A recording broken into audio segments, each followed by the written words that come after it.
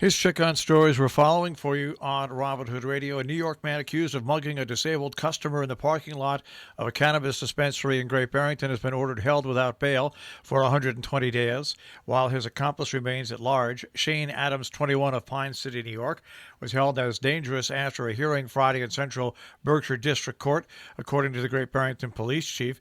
Adams was arrested November 13th for allegedly pushing a man who was using crutches as he left Theory Wellness on Stockbridge Road in the afternoon, stealing a small amount of cannabis that he had just purchased. State police in New York Tuesday charged a Columbia County woman involved in a one-car accident. Ashley L. Williams, 24, of Claverick, charged with driving while ability impaired by drugs. She was given an appearance ticket for Claverick Town Court for December 15th. 3 people, including Williams, were taken to Albany Medical Center by Greenport Rescue Squad with non-life-threatening injuries. The other 2 occupants were an unidentified man, 26, from Albany, and an unidentified man, 25, from Ogdensburg. 2 Housatonic Valley Regional grads have earned a prestigious award in a story in the Republican American. Mary Cullerton and Lauren Murtaugh are now part of an elite group. The 2 University of Connecticut students and graduates of Housatonic Valley Regional High School were presented with the American FFA degree. Just 0.5% of all FFA members around the country earn that prestigious designation. Governor Ned Lamont yesterday increased the fine for restaurants, stores, and other businesses for violating COVID-19 capacity and gathering limits to $10,000. He also authorized the State Commissioner of Public Health to enforce reopening rules and other state laws and regulations in any town or city where local officials are not effectively in compliance. The new penalty for violating capacity restrictions, gathering limits, and other reopening rules is 20 times the previous maximum of $500. Connecticut lawmakers are proposing plans to legalize marijuana in 2021. The incoming Democratic majority leaders of the House announced a 2-track plan to pursue legalization of marijuana in the 2021 legislative session outside the Rocky Hill headquarters of CT Pharma, a medical marijuana producer. If Connecticut fully legalizes marijuana, CT Pharma has the capacity to expand production beyond medical marijuana to also supply a recreational market, according to company leaders on Tuesday. As Thanksgiving approaches, students of all ages are preparing for a break and families reunite. The impact of COVID-19 continues to be felt throughout the Hudson Valley and New York region. At least 1 Dutchess County resident died for reasons relating to the illness for 5 consecutive days, according to the most recent data available from Dutchess County. 3 resident deaths were recorded on Saturday, marking the first time more than 2 had died on any given day since May 29th. At Housatonic Valley Regional High School and Salisbury Central School, an update was given on COVID-19. Notification of a family member in Salisbury Central School community testing positive for coronavirus. The affected person is a caregiver for one of the middle school students about whom they reported last week in their letter of November 18th. As you know from the letter, there is also a sibling at Housatonic who is currently being tested. The Housatonic student is symptom-free and has not been in school since last week. The affected family member has never been in the school building and has had no contact with any staff or students other than the aforementioned students. New guidance from the Connecticut Department of Public Health said families should not be taking loved ones out of nursing homes for Thanksgiving Day gatherings. This is just one of the steps the state is taking to try and limit outbreaks in nursing homes. One of those steps is to reopen COVID-19 recovery facilities around the state. Right now, facilities can take in 334 patients. Public health officials are looking for more, especially in eastern Connecticut. However, they also think 400 should be sufficient because they've learned a lot about treatment since last spring.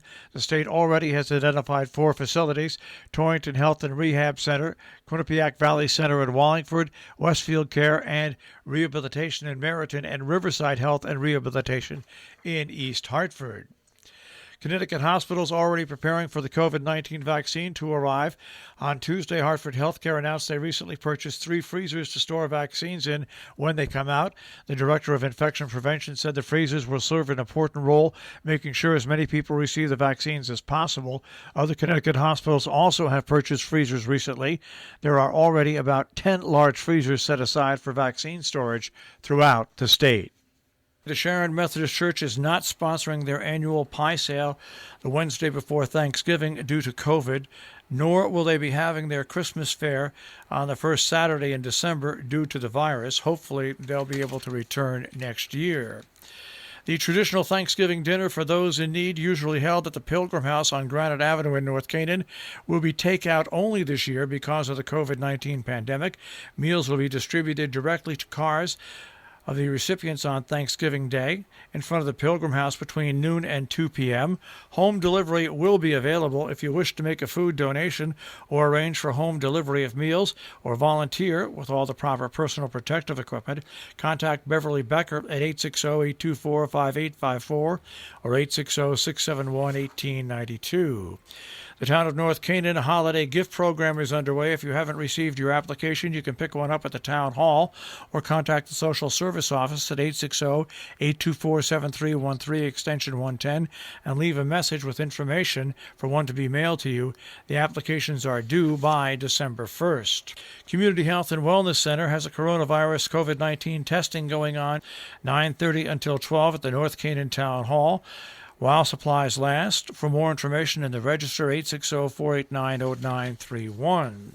Kent Park and Recreation Commission on their agenda for their special meeting tomorrow at 1 o'clock. It is a meeting where you can get that information to join in on their website. Salisbury ZBA has a meeting at 5 p.m. Then on Thursday, the Salisbury-Sharon Transfer Station will be closed for the holiday. In Dover, the Town Board regular meeting will be held 6:30 till 7:30. Coming up November 27th at 7 p.m., Town Hall players in Cornwall hold their virtual viral variety show. On the 28th in Cornwall at 4:30, Cornwall reads Cornwall at the library via Zoom. An opening reception will be held Saturday, November 28th from 5:30 till 8 p.m. at Standard Space. Nostalgia. Now, Standard Space will only be open to the public by appointment under pandemic COVID-19 rules, 12 to 6, Friday through Sunday. Other appointments can be arranged Monday through Thursday. You must bring your own mask. Now, the opening reception is weather permitting. Reception will be held outside from 5:30 till 8. 4 individuals or one family group will be admitted to the exhibition at a time. Refreshments will be served outside. Remember to please bring your mask. Our business brief is underwritten by Morgans at the Interlaken, interlakenin.com, also on Facebook, and by Salisbury Bank, salisburybank.com.